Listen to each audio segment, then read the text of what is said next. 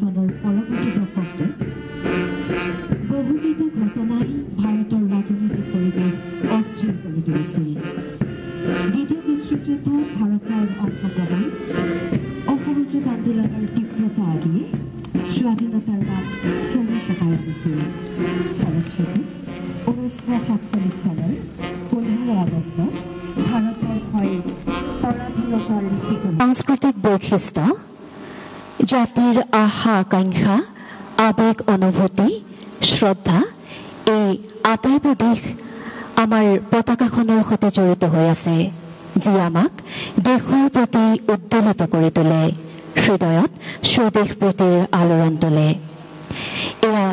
পতাকা উত্তোলনৰ বাবে আগবাঢ়িছে অসম চৰকাৰৰ উদ্যোগ, বাণিজ্য আৰু ৰাজহুৱা প্ৰতিষ্ঠান তথা সাংস্কৃতিক পৰিক্ৰমা বিভাগৰ মাননীয় কেবিনেট মন্ত্ৰী বিমায়ী বৰা ডাঙৰীয়া।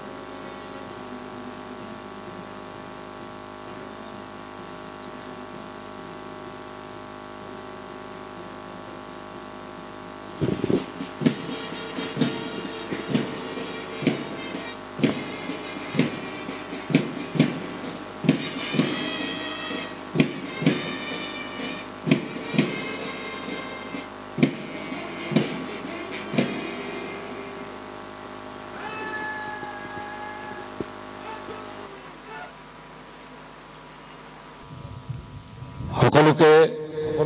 নমস্কাৰ। আজি ভাৰতৰ ৭৮ সংখ্যক স্বাধীনতা দিৱস। এই উপলক্ষে মই আপোনালোক সকলোকে মোৰ আন্তৰিক শুভেচ্ছা আৰু অভিনন্দন জ্ঞাপন কৰিছোঁ। নতশিৰে প্ৰণাম কৰিছোঁ দেশ মাতৃৰ সেইসকল সুসন্তানক, যিসকলৰ দেশপ্ৰেম,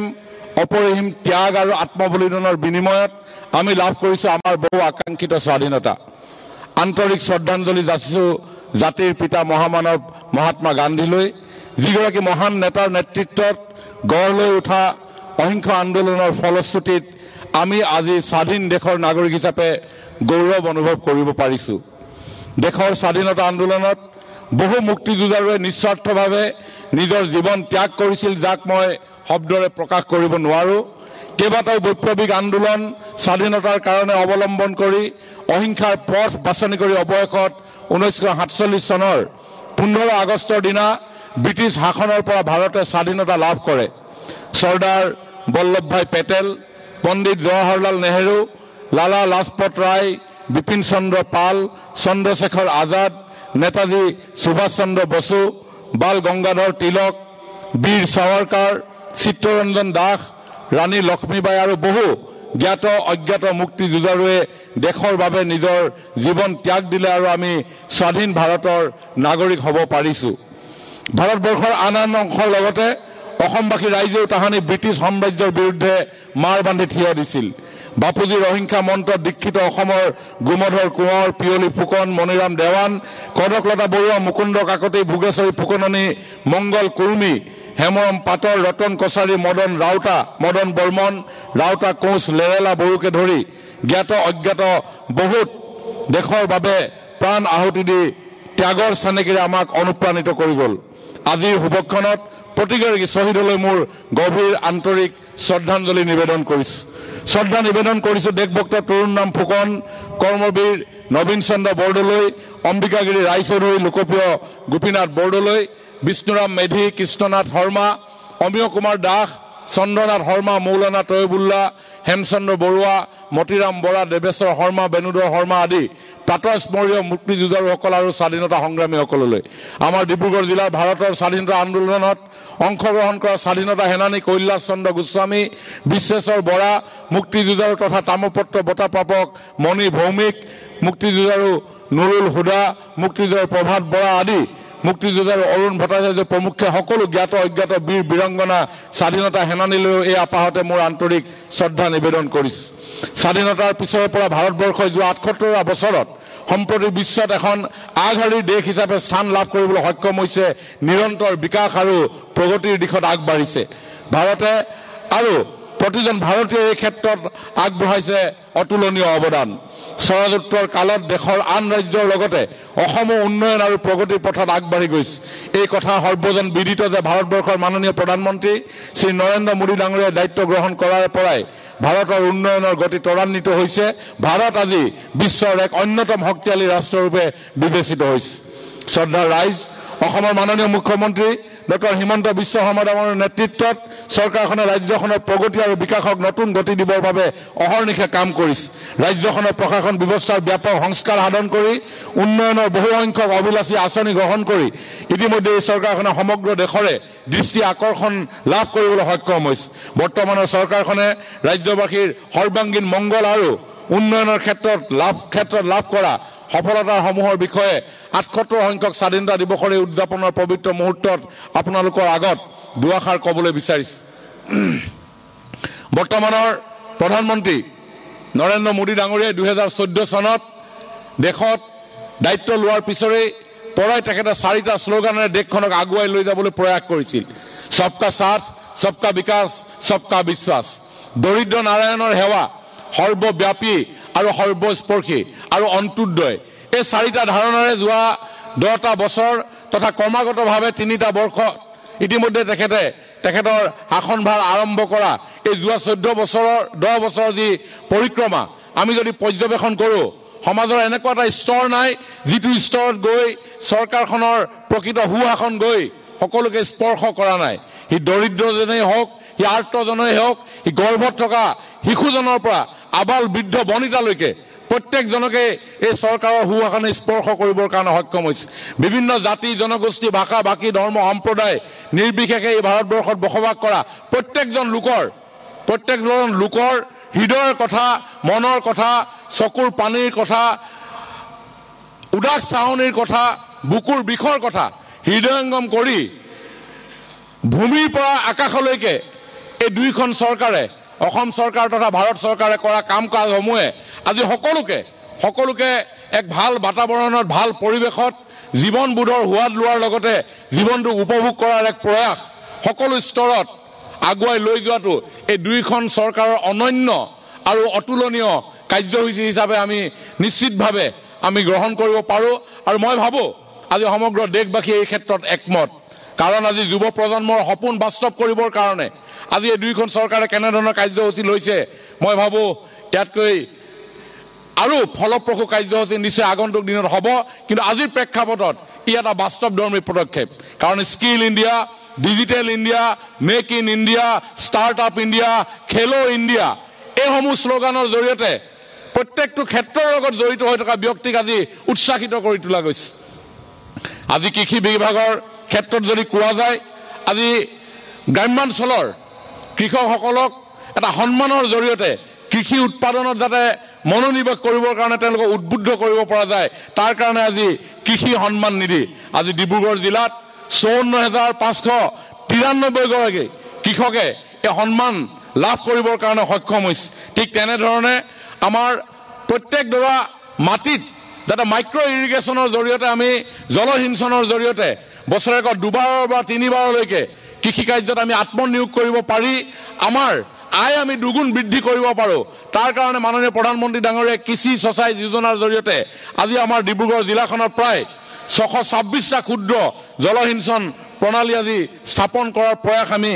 আগুৱাই লৈ যাব বিচাৰিছোঁ। আজি অলপ দিনৰ আগলৈকে আমাৰ পথাৰসমূহ প্ৰায় চন পৰি গৈছিল। তেতিয়া সেইটো সময়ত কিছু লোকে অভিযোগ কৰিছিল যে চৰকাৰে বিনামূলীয়া চাউল দিয়াৰ কাৰণে কৃষকসকল কৃষি কাৰ্যৰ পৰা আঁতৰি গৈছে কিন্তু আমাৰ চৰকাৰ দায়বদ্ধ আৰু সেইকাৰণে চৰকাৰখনে সিদ্ধান্ত গ্ৰহণ কৰিলে কৃষকৰ আয় দুগুণ কৰিবই লাগিব আৰু উৎপাদিত সামগ্ৰী আজি বজাৰত উচিত মূল্য পাবই লাগিব আৰু সেইকাৰণে আমাৰ চৰকাৰে ধানৰ ক্ষেত্ৰত MSP নিৰ্ধাৰণ কৰি আজি আমি কৃষকক উচিত মূল্য দিয়াৰ ক্ষেত্ৰত যি উদ্যোগ গ্ৰহণ কৰিলে তাৰ ফলত এই পৰ্যন্ত সৰ্বমুঠ 1,1321.4 মেট্ৰিক টন ধান আজি ডিব্ৰুগড়ত ক্ৰয় কৰি আমি কৃষকসকলক উপকৃত কৰাৰ লগতে সমান্তৰালভাৱে প্ৰায় 454.35 মেট্ৰিক টন আজি সৰিয়হো আজি ক্ৰয় কৰিবৰ কাৰণে সক্ষম হৈছে ঠিক তেনেদৰে কিষাণ ক্ৰেডিট কাৰ্ডৰ জৰিয়তে প্ৰায় 1078 গৰাকী আজি খেতিয়ক আজি উপকৃত হৈছে আৰু সেইকাৰণে মই ভাবো যে কৃষকসকলে কৃষি ক্ষেত্ৰত আত্মনিয়োগ কৰাৰ ক্ষেত্ৰত তেওঁলোকৰ হৃদয়ৰ কথা হৃদয়ৰ মৰ্মৰ কথা বুজিব পৰা এই দুইখন চৰকাৰে অসমত আজি কাম কাজ কৰি আছে আজি শিক্ষা বিভাগ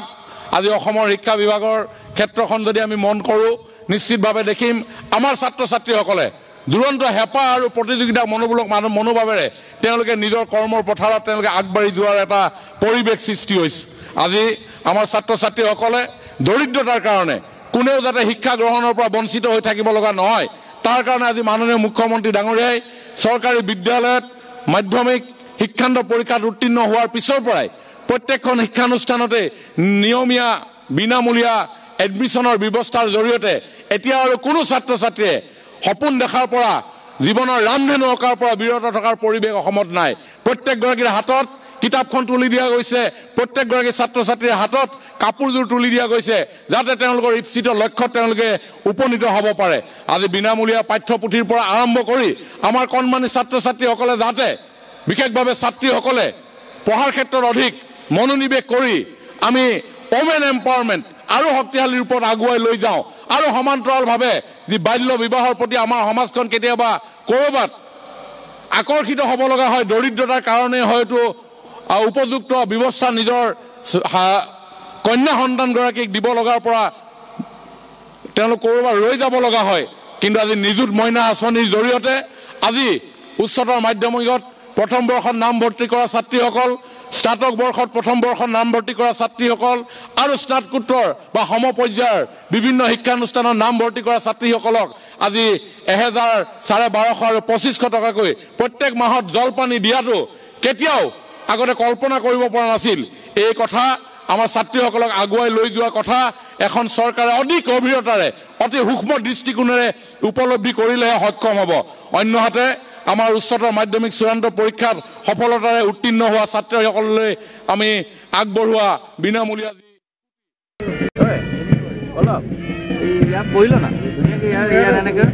ধুনীয়াকে মন্ত্ৰী যে চেলুট মাৰি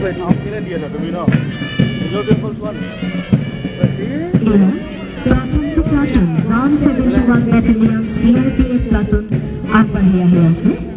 আজিৰ মুখ্য অতিথি মাননীয় অসম চৰকাৰৰ উদ্যোক্তা আৰু ৰাজহুৱা প্ৰতিষ্ঠান তথা সাংস্কৃতিক পৰিক্ৰমা বিভাগৰ কেবিনেট মন্ত্ৰী বিমল বৰা ডাঙৰীয়াক অভিনন্দন প্ৰদান কৰিছে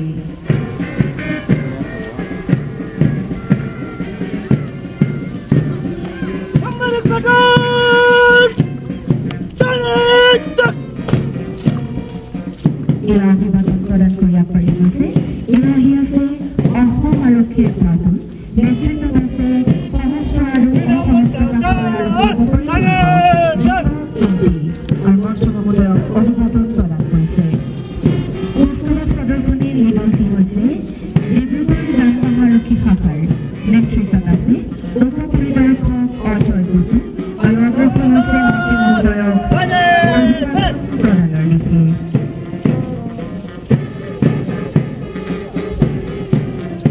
এয়া আহি আছে উপ পৰিদৰ্শক জয়মণি দাসৰ নেতৃত্বত মহিলা আৰক্ষী শাখাৰ প্লাটুন এয়া মন্ত্ৰী মহোদয়ক অভিবাদন প্ৰদান কৰিছে মহিলা আৰক্ষীৰ প্লাটুনে এয়া অসম গৃহৰক্ষী বাহিনী প্লাটুন নেতৃত্বত আছে উপ পৰিদৰ্শক প্ৰদীপ শৰ্মা আৰু এই মন্ত্ৰী মহোদয়ক অভিবাদন প্ৰদান কৰিছে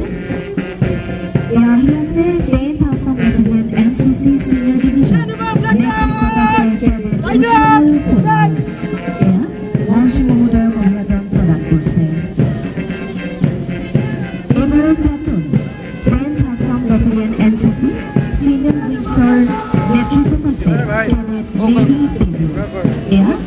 আজিৰ মুখ্য অতিথি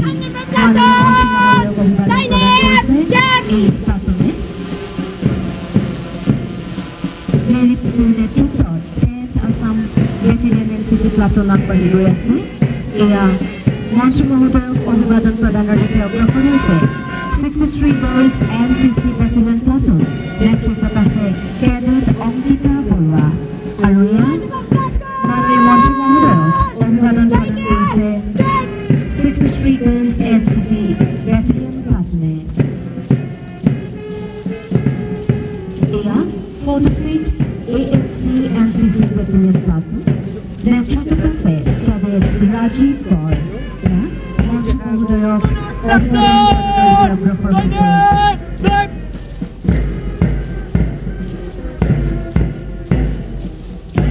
আহি আছে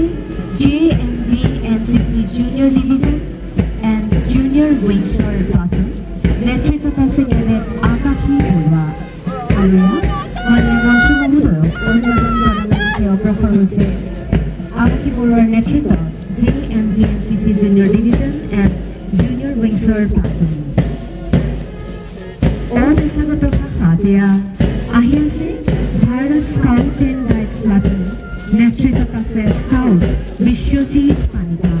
আৰু মন্ত্ৰী মহোদয়ক অভিবাদন প্ৰদান কৰিছে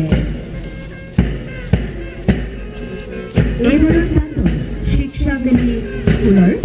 নেতৃত্বত আছে শ্ৰদ্ধা বৰগোহাঁই আৰু এই প্লাটুন মন্ত্ৰী মহোদয়ক অভিবাদন অগ্ৰসৰ হৈছে ৭৮ সংখ্যক স্বাধীনতা দিৱসৰ অভিবাদন প্ৰদান কৰিবৰ বাবে কুচকাৱাজৰ দলটি আহি আছে এয়া সম্পূৰ্ণ কেন্দ্ৰীয় বিদ্যালয়ৰ প্লাটুন নেতৃত্বত আছে স্বয়নদীপ লাহন আৰু এয়া মন্ত্ৰী মহোদয়ক অভিবাদন প্ৰদানৰ দিশে অগ্ৰসৰ হৈছে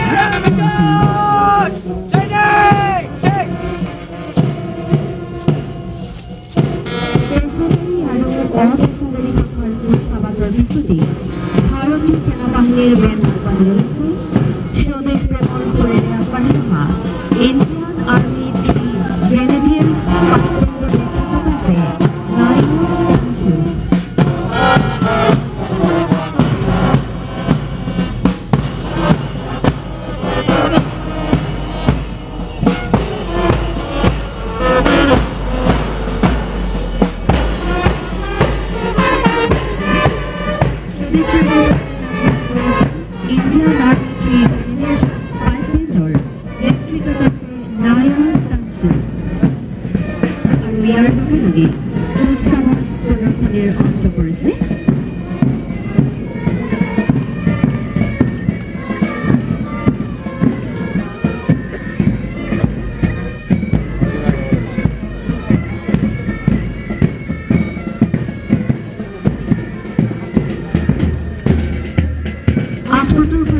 স্বাধীনতা দিৱসৰ এই শুভ আৰু পবিত্ৰ ক্ষণৰ কুচকাৱাজ প্ৰদৰ্শনীৰ অন্তত এয়া আগবাঢ়ি আহি আছে ইণ্ডিয়ান আৰ্মি গ্ৰেনেডিয়াৰ্ছ পাইপ বেণ্ড আৰু এই দলটিৰ নেতৃত্বত আছে নায়ক তনসু সৈনিক প্ৰেমৰ সুৰেৰে আগবাঢ়ি আহি আছে এই ইণ্ডিয়ান আৰ্মি গ্ৰেনেডিয়াৰ্ছ পাইপ বেণ্ডৰ দলটি